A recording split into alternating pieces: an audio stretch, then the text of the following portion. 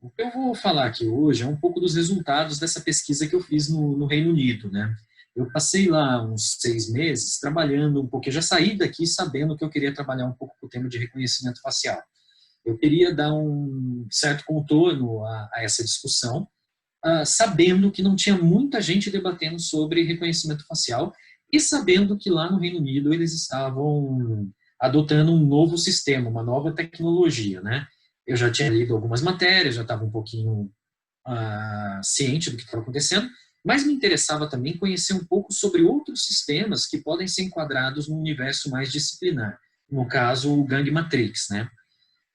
Eu fiquei assim, pensativo. Eu falei, olha, qual dos dois eu vou trabalhar? Qual que eu vou trabalhar melhor? E a época que eu passei lá, eu fiquei trabalhando com a professora Cláudia Aradal, que inclusive foi orientadora do Daniel Edler, que está aqui na nossa reunião hoje, e que também vai trabalhar aí com reconhecimento facial São Paulo, Rio de Janeiro, no próximo semestre, né? Enfim, então já sabendo de todas essas possibilidades, já sabendo dessas discussões, eu cheguei e propus para a Cláudia que eu faria um estudo sobre sistemas de reconhecimento facial, especificamente sobre o Live Facial Recognition System, né? E fiquei bastante curioso, ela também ficou interessada, e à época ela falou o seguinte, olha, se você quer estudar, você vai estudar ou um ou outro, né? Estudar os dois, você vai ter um problema, porque é muita coisa e tudo mais. Eu, evidentemente, acabei desobedecendo, né? E acabei fazendo um estudo que envolvia tanto o LFR quanto o Game Matrix. E do Game Matrix é um outro texto, provavelmente é uma outra oportunidade de apresentação aqui, em que eu vou fazer uma discussão mais ampla sobre ele. E aí eu resolvi fazer esse estudo. Basicamente, o que me chamava a atenção e basicamente o que me fez ir adiante nisso é que um trabalho sobre biometria, aos 45 do segundo tempo, parecia um pouco enfadonho. Muita gente já tinha trabalhado sobre biometria. Então, você tem aí uma carreira extensa de pesquisadores, como o Joseph Pugliese, você tem a Jane Atkins, você tem a Jana, você tem enfim, a Louise Amor, que trabalhou também com isso, uma penca de pesquisadores que estão trabalhando com biometrias. E entendem a biometria já num contexto e numa chave de segurança muito melhor do que eu poderia oferecer. No entanto, pouquíssima gente começou a se ater à discussão sobre reconhecimento facial e a particularidade dessa biometria no contexto de segurança, a particularidade dessa biometria na contemporaneidade, né? Existe uma série de discussões que vão dividir isso. O reconhecimento facial, ele não é simplesmente o reconhecimento da minha identidade, Alcides, atrelada ao meu corpo, né? Como toda biometria. Ela também é uma biometria que permite a extração de saberes muito complexos, como, por exemplo, saberes cognitivos. Né? Se eu estou feliz, se eu estou triste, se eu estou animado, como que o meu rosto, né, ele concentra uma série de expressões, uma série de elementos que seriam, né, como Freud iria colocar, a janela da alma, né? Ou seja, a minha expressão. E a captura disso é algo muito rico para o capitalismo de vigilância hoje em dia. Né? Enfim, então, sabendo dessas possibilidades, eu fui me embrenhar nisso. E fiz o estudo, voltei, produzi o relatório de pesquisa, e daí do relatório de pesquisa, eu falei assim, eu vou extrair alguma coisa daqui. Daí eu extraí esse artigo que eu circulei para vocês do NETS, né? Para alguns colegas, o Daniel eu sei que recebeu, tudo mais, e, enfim, busco também comentários do artigo. O grande ponto é, ele é uma versão beta, né? Ele é a primeira versão da minha discussão. Então, ainda há alguma confusão de ideias. Ele é uma extração e uma captura de ideias que, enfim, me agradavam para tentar abordar esse tema, mas ele não é tudo, né? Então, eu acho que eu ainda preciso recortar muita coisa, relocar algumas coisas, trazer algumas ideias, eliminar outras, de forma que eu possa tornar, enfim, mais claro o problema no artigo e mais claro o problema para mim também. Então, hoje eu vou apresentar um pouquinho sobre essa pesquisa que eu fiz de uma maneira bastante enxuta, tá? Vou deixar bastante aresta aberta para que a gente possa produzir alguma discussão no nosso debate, tá bom? Eu coloquei o termo policiando rostos porque, principalmente, um dos objetivos que eu tenho em mente é entender um pouco como que o rosto se localiza no jogo de políticas de segurança, né? Entender o rosto como uma construção política nesse sentido. E como construção política, não falo que o rosto é socialmente construído num sentido linguístico, né, num sentido de um ato de fala, mas pensando o rosto como uma construção que é fundamental para o exercício da segurança contemporânea. Ou seja, como que os processos contemporâneos de segurança começam a enxergar o rosto como um objeto fundamental para a sua ativação, né, o seu exercício para fazer circular um tipo de poder na sociedade. E apostando um pouco nessa análise, eu começo a me concentrar no sistema de reconhecimento facial, em paralelo com a noção de governamentalidade. Então, o que aparece complexo de início, é importante que eu já faça um detalhe de antemão para que não fique tão complexo ao longo da nossa fala. Quando eu olho para o sistema de reconhecimento facial, eu estou olhando para um sistema que é capaz de produzir uma identidade com base numa série de dados do rosto, né? Ele é, portanto, uma tecnologia que está centrada no universo das disciplinas, ou seja, uma tecnologia que tem por objetivo produzir um conhecimento sobre o rosto, produzir um conhecimento sobre o indivíduo, e a partir desse conhecimento produzido, né, estabelecer um parâmetro de modulação, de organização do próprio corpo e da conduta do indivíduo. Então, ele é uma tecnologia que pertence a esse universo das disciplinas. O que é estranho é que ele está alocado justamente numa situação no qual a segurança como um todo, o exercício da segurança, que é no contexto de Londres, mas isso também, na minha perspectiva, né, também nos Estados Unidos, no Brasil, de certa forma, em vários outros países, no contexto em que a segurança tende a se tornar cada vez mais governamentalizada. Isto é, uma tecnologia, um exercício de segurança que se dá através do controle de dados, do exercício de um controle mais amplo sobre os movimentos da população, e população aqui uma categoria ampla, né, genérica, heterogênea, de pessoas circulando, e que se dá de uma maneira indireta, né?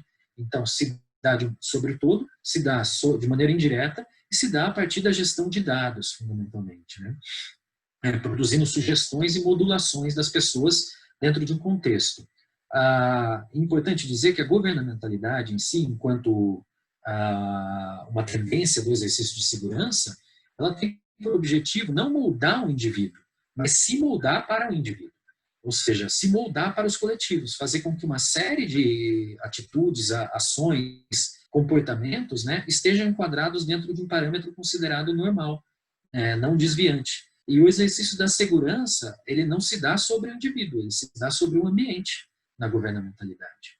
O curioso é que como é possível que uma tecnologia que é ligada ao campo e ao universo das disciplinas esteja presente numa discussão de governamentalidade.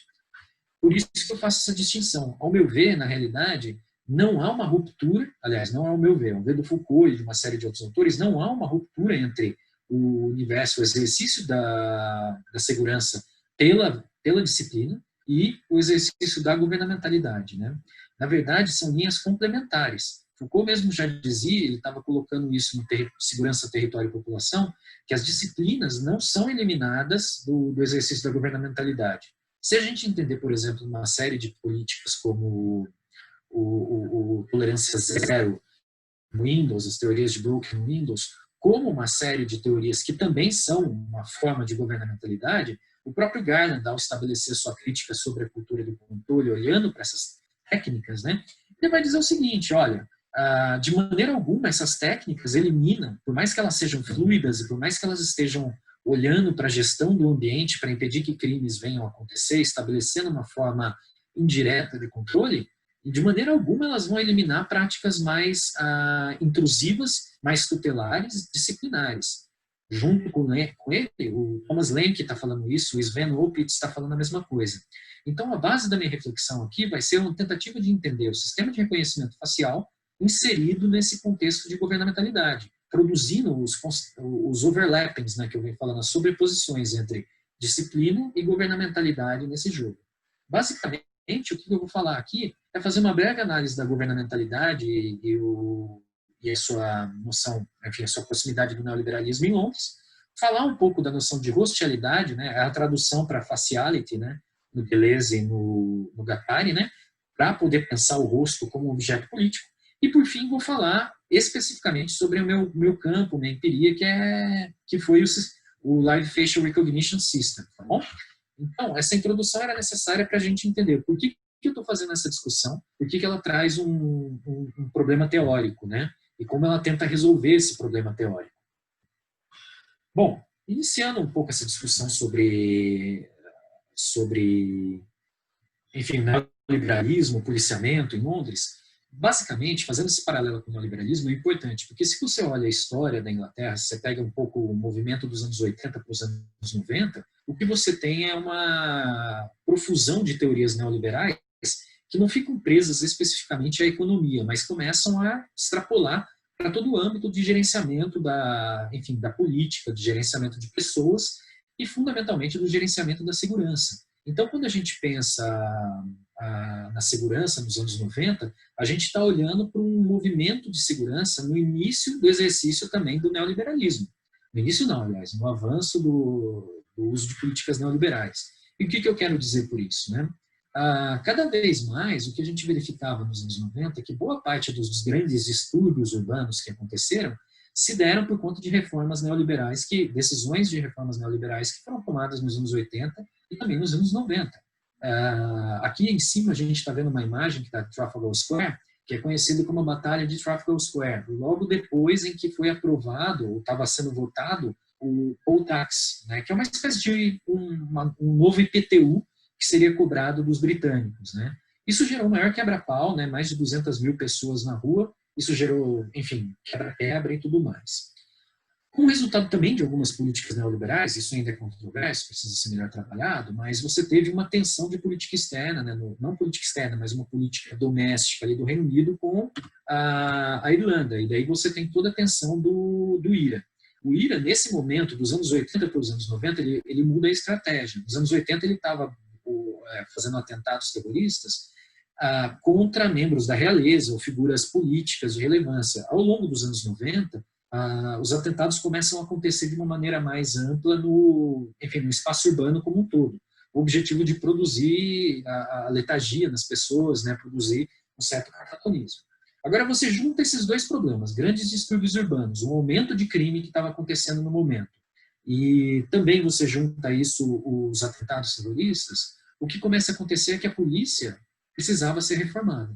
Mas a proposta de reforma que se apresenta na época era bem no ritmo do thatcherismo. Então, ela era uma reforma que eles chamavam de gerencialismo. O gerencialismo envolve tudo aquilo que a gente já conhece, né? No contexto de uma desregulamentação e tudo mais, você reduziu gastos da polícia, você reformulou as estratégias da polícia e, basicamente, o que acontece na Inglaterra é que você começa a ter uma substituição, isso acontece, é interessante quando você olha os dados, uma substituição de pessoal por câmeras, né, em certos locais. E nesse momento eles começam a adotar toda essa série de parafernália importada dos Estados Unidos. Teoria de broken windows, tolerância zero dentro das suas perspectivas. Tudo isso começa a ser adotado pela Grã-Bretanha nesse momento. Então o que a gente vê é um contexto no qual essas teorias de broken windows, elas começam que basicamente, explicando para quem não trabalha muito com o tema, é relacionado como uma criminologia do meio ambiente, ou seja, todo e qualquer tipo de sinal de distúrbio urbano, né, relacionado à pichação, quebradas, etc., é entendido como uma deterioração do meio ambiente que poderia escalonar para crimes, né? Então, como que você faz o combate a isso? Você tem tolerância zero, ou seja, supostamente você você resolve o problema combatendo todo e qualquer tipo de pequeno desvio na sociedade, evitando que isso se escalone para problemas maiores. É aquele típico papinho, né? Olha, o sujeito começa nas drogas mais leves, depois vai subindo, aquela ideia, enfim, está impregnada nessa noção conservadora do Broken Windows. O grande ponto é que isso é uma ideia de governamentalidade. O Broken Windows é uma governamentalização do sujeito, né? Por quê? Porque é uma maneira de você começar a gerir a segurança como um projeto de gestão do meio ambiente. E aí começa a ter a disposição de várias câmeras, coleta de dados, informações, se produzir conhecimento sobre o ambiente para evitar que o crime volte a acontecer nessas regiões, né? Então, o Broken Windows é uma coisa que está relacionada a uma noção de governamentalidade. Mas aonde entra o neoliberalismo nisso? Bom, a governamentalidade, mais do que simplesmente uma técnica geral de gestão e de governo, ela é também uma racionalidade, né? A governamentalidade ela precisa influenciar a racionalidade das pessoas. E no momento em que o neoliberalismo está em voga, a noção individual de maximização de utilidade, como é que é coisa, né, do utilitarismo, em geral, ela é bastante útil, né, vamos usar esse termo, para aplicação de teorias governamentais. O que isso quer dizer? Qual que é esse paralelo?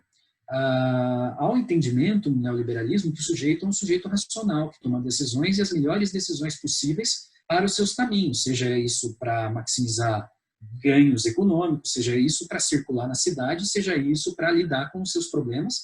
E se fôssemos capazes, tem até um trecho disso que eu menciono, né, que a polícia fala, se fôssemos capazes de introjetar nessa racionalidade do sujeito também uma racionalidade preventiva, de prevenção em relação a determinados crimes, isso seria brilhante. E é o que começa a fazer. Cada vez mais, né, você começa a ver a figura da cidadania, né, sendo uma cidadania neoliberal, que não apenas busca uma maximização dos seus ganhos econômicos, mas uma maximização da sua utilidade também se precavendo, se protegendo em relação ao crime, né? E também tendo uma atitude de vigilantismo, de denuncialismo, vigiando o outro e denunciando o outro. De outras palavras, é a própria ideia do Broken Windows de ativação dos indivíduos enquanto infraestrutura de segurança, né? E é isso que está acontecendo em Londres. Só que, em paralelo a isso, nos próprios anos 90, você tem a criação de leis, como, por exemplo, a chamada Section 16, que é um aparato disciplinar profundamente intrusivo, né, que permite à polícia fazer busca e apreensão em qualquer espaços assim determinados a qualquer momento que eles puderem fazer, né? Eles simplesmente invocam a Section 16 e conseguem fazer essas intervenções. Então, o que a gente começa a ver, tanto nos anos 90 e isso também nos anos 2000, já começamos a ver sinais desse overlapping entre disciplinaridade, ações disciplinares da polícia e ações governamentais para a gestão da segurança. Nos anos 2000, em específico, há uma intensificação disso e uma aceleração por conta das novas tecnologias que estão disponíveis. Logo após eu coloco o 11 de setembro, mas logo após também os atentados de 2005, Londres começa a investir pesadamente em sistemas inteligentes de câmeras, em aparatos de coleta massiva de dados, já utilizando dados de celulares, de geolocalização. Você já vê o desenvolvimento de tecnologias, como no caso aqui eu trago, né, algumas que são assemblages público-privados, como a National Data Analytics Solution, o National Law Enforcement Data Service, que são bancos de dados e bases de dados que são utilizadas e tecnologias para mapeamento do crime na cidade e, inclusive, para preditivismo, né, do crime em alguns espaços, agindo como tecnologias preditivas.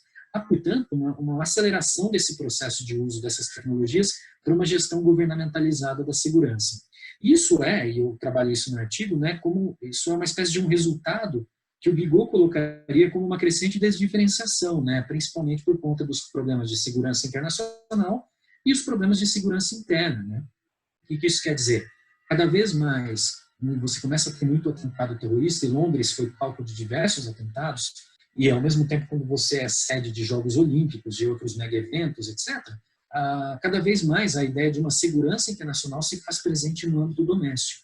Essa desdiferenciação se manifesta na assunção de técnicas, tecnologias, práticas que são extremamente intrusivas, mas dão resposta a problemas transnacionais. Mas agora esses problemas transnacionais são problemas também domésticos. Então, a gestão dos problemas domésticos passa a se dar no misto entre técnicas, vou usar esses termos, legais e técnicas extremamente desproporcionais. Exatamente porque começa a ter essa desdiferenciação entre o que é externo, o que é interno e o grau dessas ameaças, né?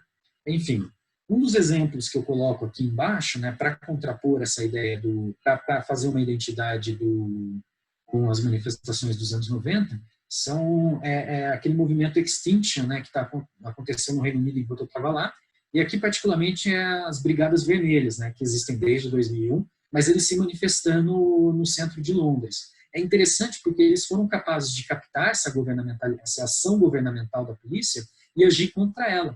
Como que essas pessoas, o que elas faziam, né, para produzir enfrentamentos com a polícia? Eles sabiam que enfrentamentos diretos não iam dar certo. Então eles ficavam simplesmente vestidos dessa maneira e circulando pela cidade, obrigando que a polícia mantivesse um monitoramento quase que 24 horas da circulação dessas pessoas. Isso fez com que a polícia começasse a gastar cada vez mais para monitorar eles e produzir uma fricção. Essa fricção fez com que, enfim, os custos aumentassem muito para monitoramento e a polícia começasse a, entre aspas, perder os eixos desse monitoramento. Outro exemplo que você capta nas ruas de Londres é também essa política de denuncialismo e essa assunção de uma espécie de utilidade denuncialista, né? Utilitarismo denuncialista das pessoas que vem com essa ativação deles enquanto infraestruturas de denúncia.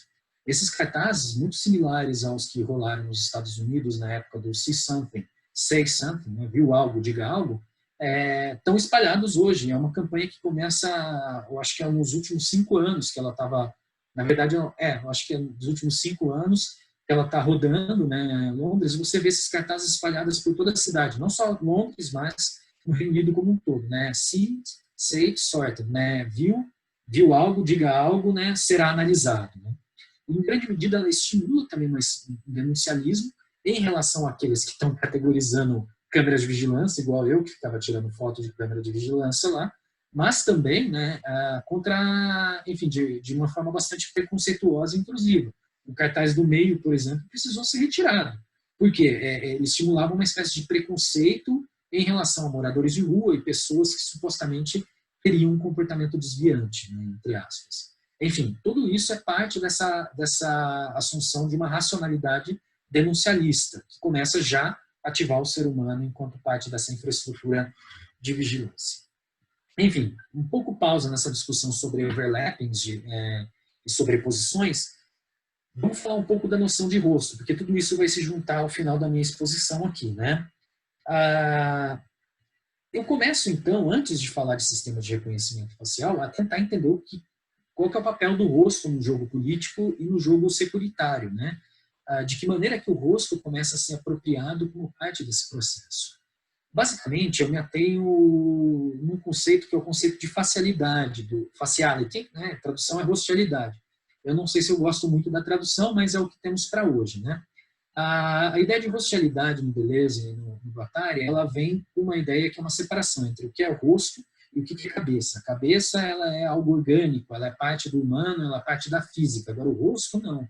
O rosto é uma construção social, fruto de um momento, né? Ela é um produto de determinados contingentes políticos e sociais de uma época. Isso não significa dizer que o rosto é socialmente construído, ele é uma subjetividade, mas significa dizer que o rosto foi foco de diversas políticas de segurança ao longo do tempo, foi fruto de determinadas, enfim, de determinadas percepções, de determinados entendimentos em determinadas épocas. Ou seja, ao longo do tempo, a percepção do que é o rosto para a sociedade, ela é distinta e ela se altera. Agora, uma linha que é comum a todos, né, é olhar o rosto enquanto um objeto político. Há, portanto, uma politização do rosto. O que isso significa?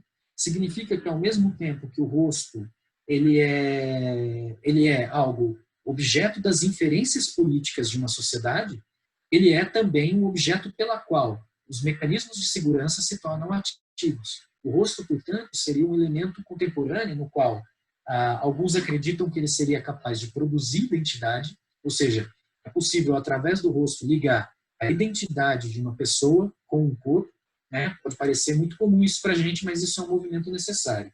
E, por um outro lado, o rosto, ao longo do tempo, ele foi utilizado como objeto de política já, enfim, por inúmeras culturas. Olhando particularmente para o caso britânico, o que a gente verifica é alguma coisa da criminologia italiana e algumas coisas como saberes saberes antropométricos, uma fenologia, uma fisionomia, ou seja, os estudos do rosto, os estudos das expressões, os estudos de pessoas, né, de grupos sociais em vários espaços, utilizavam técnicas para tentar entender o que é o rosto e como que ele se diferencia, como ele produz diferença, como que ele é capaz de produzir identidades também, né?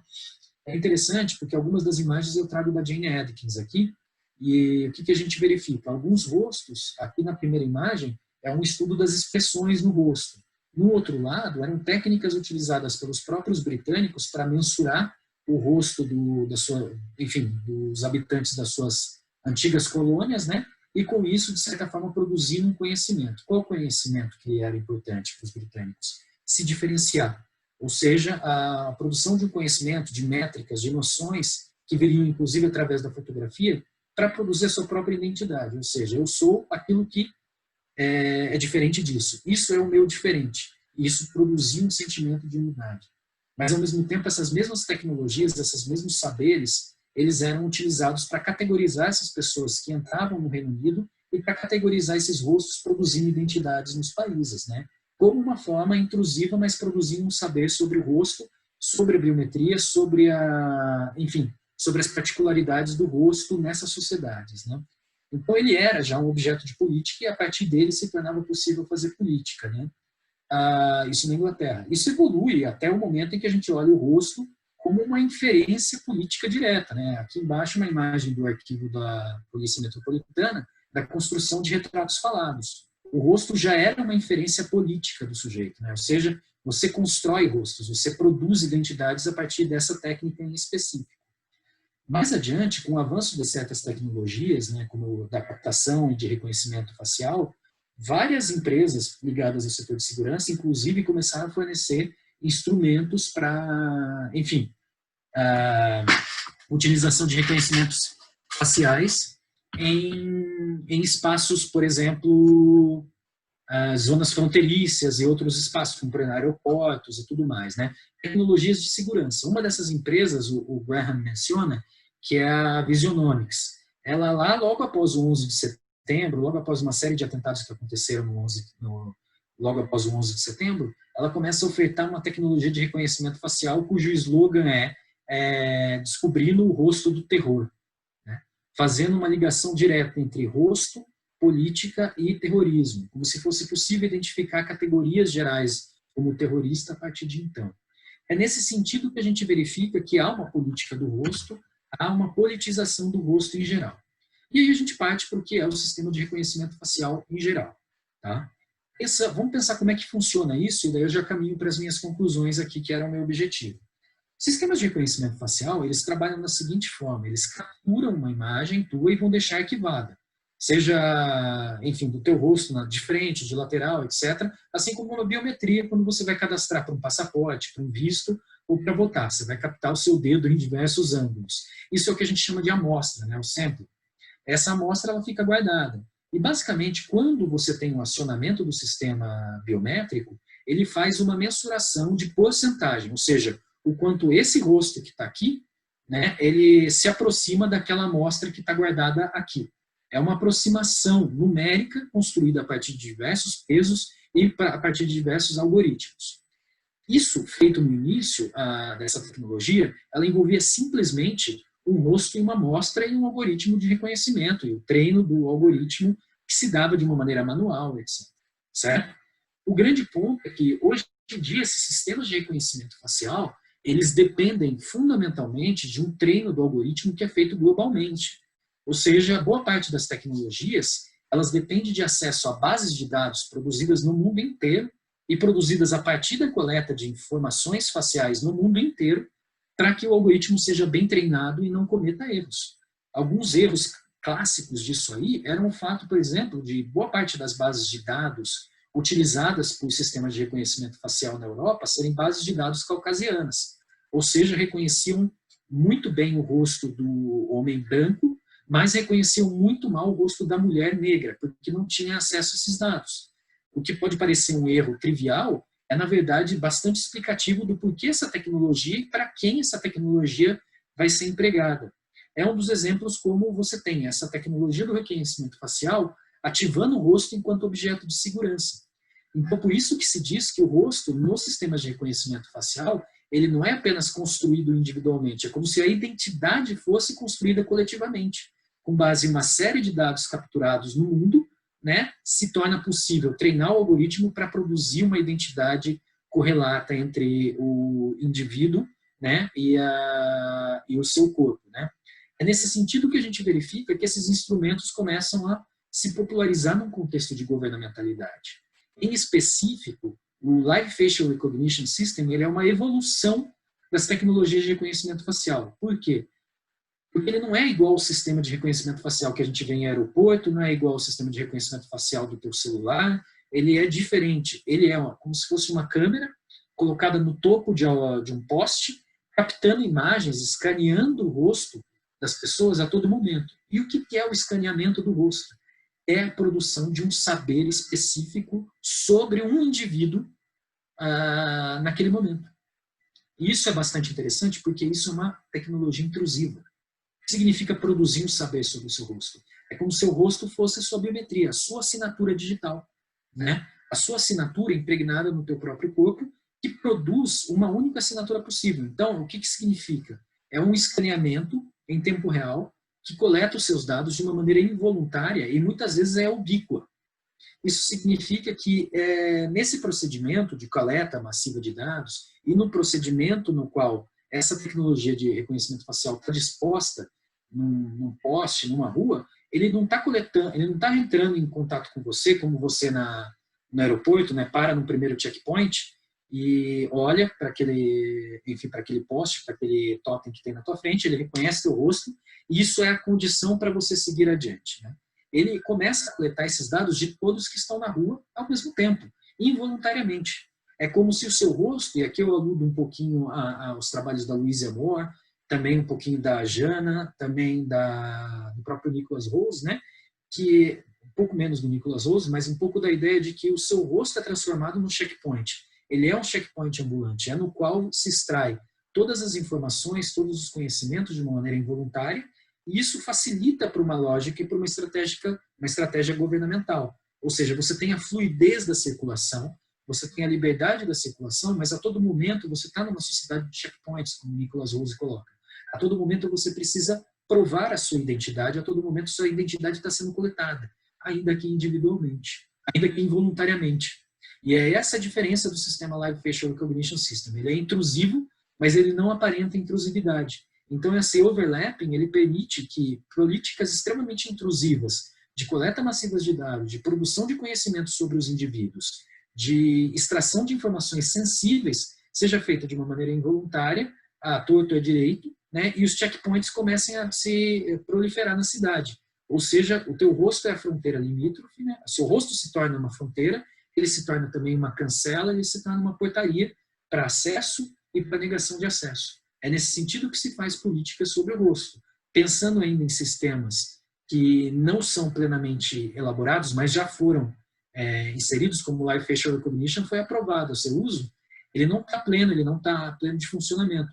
Então, a política que ele exerce sobre o rosto é uma política limitada, porque ele comete diversos erros, né? Os estudos que eu tive acesso, as pessoas que entrevistei, mostravam que em um grande range, né, de coleta massiva de dados, apenas 8% das pessoas que tiveram o rosto escaneado conseguiram, de fato, o sistema conseguiu, de fato, identificar.